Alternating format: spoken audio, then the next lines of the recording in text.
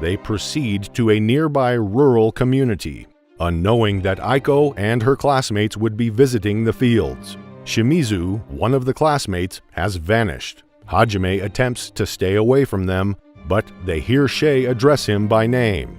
Aiko confronts him about his whereabouts, but he dismisses her. Hajime injures him badly when they come face to face with an arrogant Templar knight who taunts Shay. His suddenly harsh demeanor astounded and terrified his peers. On the other hand, Aiko swears she'll find a way to bring him back. Hajime later meets Aiko alone to tell her the truth about the demon's fight. Several humans realized the truth several centuries ago. The deity Ihit was not on their side. He was only playing with the conflict for his own entertainment. These people became the liberators who set mortals free from Ihit's oppression. Unfortunately, Ihit called them mavericks and labeled them heretics. The last liberators erected the labyrinth to keep their old magic secure, until someone capable of beating Ihit claimed their abilities. He also informs her, without equivocation, that one of his classmates attempted to assassinate him.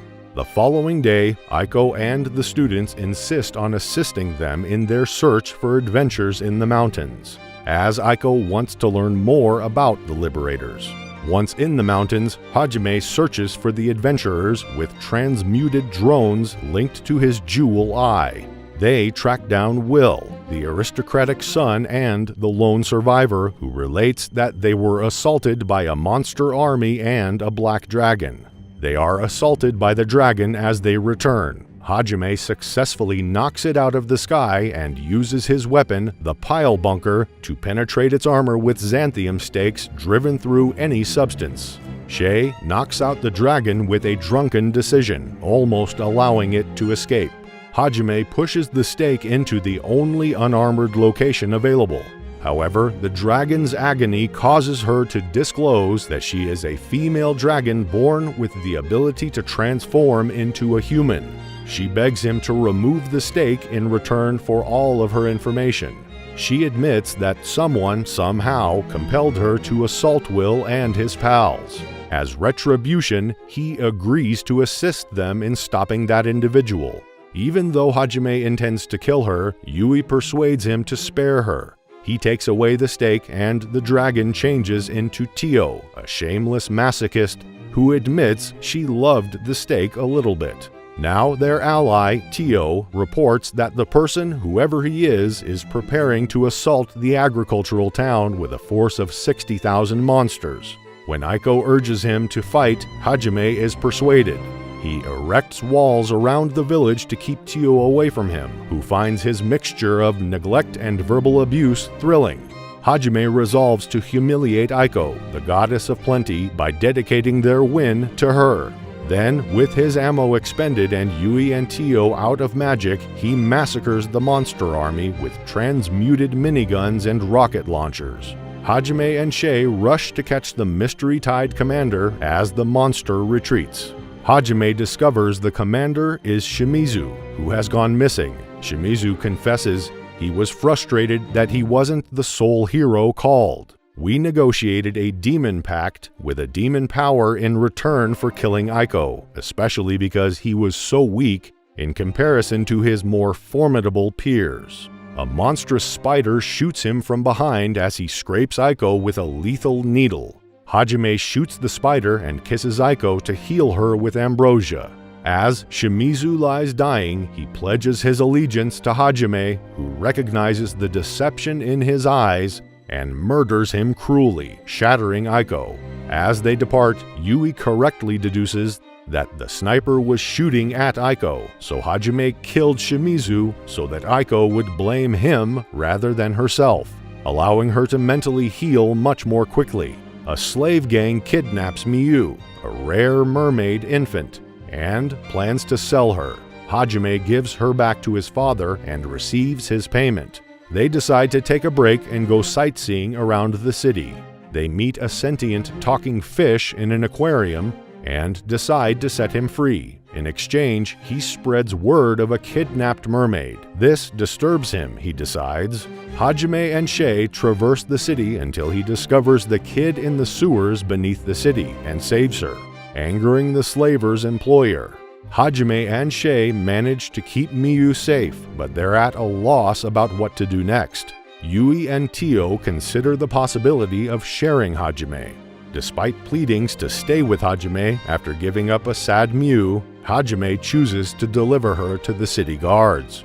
He gets kidnapped once more after the guardhouse is attacked. Enraged, he may begin slaughtering known slavers' colleagues, searching for the next auction, sparing many children in the process, and eventually discovering the sale at the noble's home.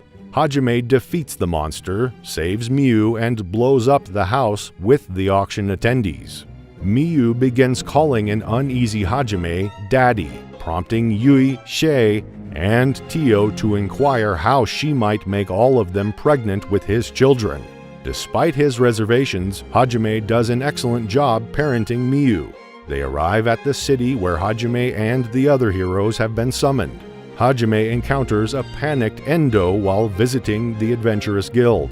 According to one of his students, Cattleya, the demon, has laid a trap for the remainder of the class in the labyrinth. Cattleya's summoned monsters overwhelm the class, and they are unable to approach Cattleya to attempt to kill her. Hajime is unconcerned until Endo irritates Miyu, at which point he refuses to help at all. Suzu, a student, gets hurt, and the rest of the class flees. To live, Hiyama proposes making contracts with the demon. The main character, Kouki, approaches Cattleya but hesitates as she drops a necklace with the photograph of her boyfriend. She recognizes that she has a life outside of the battle. While he is hesitating, he gets gravely harmed. Hajime vows to salvage his class with the help of the girls. Because just one of them attempted to murder him, most of them must be innocent. Shizuku's sword is shattered, so he and Kaori prepare to die together. They are, however, saved at the last moment by Hajime, who has devised a way to speed through the top floors.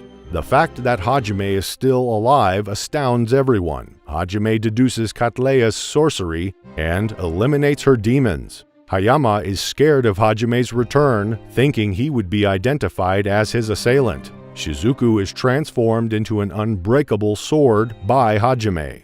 Miyu refers to Hajime as father, which perplexes everyone and irritates Kaori. Cattleya tries to run, but is apprehended by Hajime, who tortures her for information, frightening his classmates. Hajime discovers that a strong demon has cleared one of the labyrinths and formed a monster army with its ancient powers. Hajime murders Cattleya, despite Cattleya's warnings that her lover will kill him in retaliation. Following the execution of the defenseless Cattleya, Kaori is horrified. As a result, Hajime chastises him for being too weak to perform what is required. He will kill Kaoki and any of his classmates if they try to stop him. Kaori declares her love for Hajime, but he declines because he already has Yui.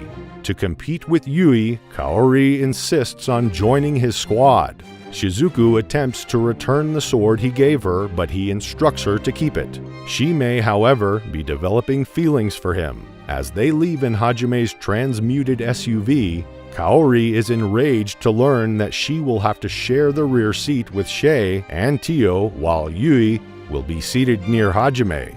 Hajime is dead set on returning to Japan, no matter who he must kill, including God himself. To get notified of our other videos, please like and subscribe. See you!